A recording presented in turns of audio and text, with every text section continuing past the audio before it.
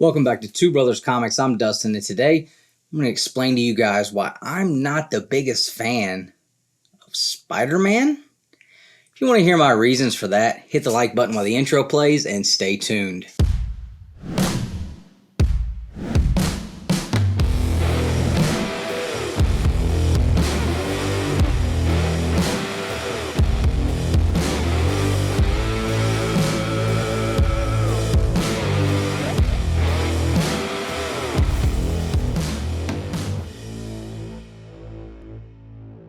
If there's one thing I've learned since I started collecting, which wasn't all that long ago, is that everybody seems to love one character universally: Spider-Man. Peter Parker, Spider-Man, seems to be the character that no matter what you collect, who your favorite characters is, you still find that everybody likes Spider-Man.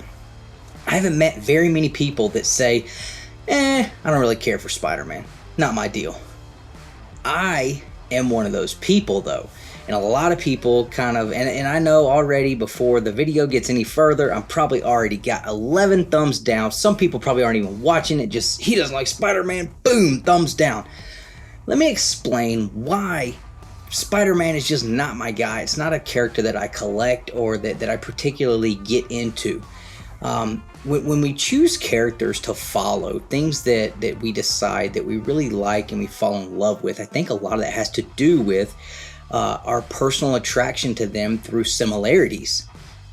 Things that we can find in these characters that we see in ourselves, or that we would like to see ourselves become, traits that we wish we had, things like that. So me personally, growing up, Nick and I have talked about it many times. We did not collect comic books. We were not into superheroes like crazy. I mean, cartoons and stuff, yeah, but it wasn't like a big part of our lives like a lot of people had as they were growing up. So for me, I played a lot of sports. I was really heavy into basketball as a kid, and into baseball. Later in life, I played football, and then I got really heavy into weight training, powerlifting, bodybuilding, all that, anything that I could do to pound on more muscle and lift heavy weights and stuff like that. Like, that's where I found the most joy in my life in an extracurricular activity. And that still rings true today. So, that wasn't something that Peter Parker, he was never, really a big sports guy. He was kind of a small kid, and I mean, it didn't really correlate to how I saw myself. So it's not that I think Peter Parker or Spider-Man is just a horrible character and shouldn't be in comics. I respect the history behind the character, and I think that's the most important thing. You don't have to like every character, but there are certain characters that definitely deserve the respect because of their history in comic books. I think Submariner is a character that definitely does not get the amount of respect that he deserves as a character who has a great history in comic books. He is comic book royalty. And a lot of people look at Submariner and say, well, I don't care about Submariner. And that's fine. But at the same time, you don't have to like him, but you at least have the ability to recognize the history and respect that about the character, which is what I do with Spider-Man. I don't resonate with the character as much as I do with other characters. I like Captain America. I like Sabretooth. They're big, they're strong. Sabretooth's just a big, mean, nasty guy. Not that I'm a big, mean, nasty guy. I'm kind of a little guy, but as Nick likes to bring up all the time. But there's just something about the character and the ferocity that I really enjoy reading, because part of that ferocity is something that was instilled in me and in Nick too, as we played sports as a kid and as teenagers, and to be able to play football and to be able to get into that mindset of going to war on the field. You have to have this mindset of almost ruthlessness and ferocity.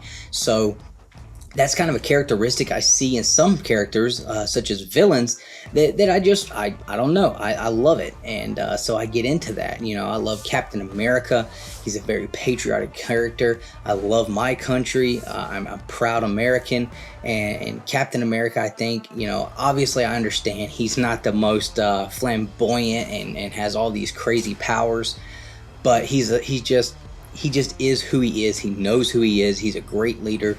I've always kind of found my way into some kind of leadership role, no matter what I've done, whether it be sports, work, anything. It just is something that I've always found myself in. I don't try to do it. It doesn't something that I make a plan, but it just has happened always. So that's something that I really dig with Cap. So, you know, and then there's characters that obviously I can't relate to, but, you know, the Power Rangers. Do I relate to the Power Rangers at all? No, not really, but I watched them as a kid. It was the biggest thing in the 90s as a kid, so yes, of course, I love that. Now, I enjoyed the SpiderMan cartoon as a kid. I thought that was cool, but I thought it was cool because the villains were cool. I love Kraven the Hunter. That is probably the only Spider-Man book I would ever buy. I mean, I probably have less than 5 Spider-Man books in my collection that pertain to Peter Parker, outside of like a what if book, because I collected all of those. I do like Miles Morales. I think that his suit is awesome.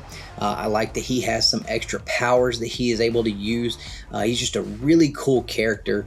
Spider-Man's suit, I know everybody loves it, and John Romita and John Romita Jr. and some of those artists, Todd McFarlane, have done great jobs illustrating them, but it's just always seemed really plain to me. It didn't really like catch my eye. It's like, man, that's the costume I want to wear. I never wanted to dress up as him for Halloween as a kid. I remember dressing up as Wolverine. Obviously, cool suit, big, strong, mean, nasty guy. I know, I don't know. Maybe I'm just a bad person. But I just wanted to share this video because I've heard a lot of people, you know, give me flack about Spider-Man. And of course, I make jokes and, you know, kind of jab at some people in the chat who we're close to that know I'm just joking. But I would never be disrespectful to the character deliberately. Of course, we make jokes all the time, but I do respect the character. I respect the history behind the character. But if I had a choice of spending, you know, let's not even say spending. If I had 3 books laid out in front of me and Amazing Fantasy 15 was in front of me, that's not the one that I'm going to be looking at. It just isn't. If there was an X-Men 1, or just say there was a giant-size X-Men 1, Avengers number 4, and an Amazing Fantasy 15 in front of me, I'm definitely going to take one of the other 2 before the Amazing Fantasy 15, because it's not a book that to me will mean much of anything other than monetary value. But if I have a choice to pick a book for free, like obviously I'm going to grab one that is something that is going to mean a lot to me and be a great part of my collection for the time being and as long as possible. So that's just where I stood on that. But I just thought it would be a cool video to explain myself and talk about and out myself as probably one of the only Peter Parker haters out here. You know, drop me a comment, let me know, what do you guys think? Does everyone hate me now because I've outed myself?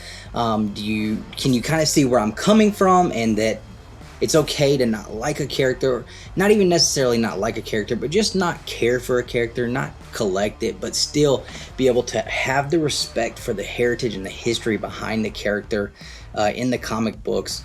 I think as long as you have that balance, then everything is cool, man. So drop me a comment, let me know, guys. Is anybody else out there on my side with this, or am I the lone wolf standing on the other side of the line looking at an army of angry Spidey heads? I hope you guys enjoyed the video. If you did, please drop a thumbs up. If you haven't subscribed already, please, we'd appreciate it if you did that. You guys are the best part of Two Brothers Comics, and as always, even if you don't like Spidey, collect your way.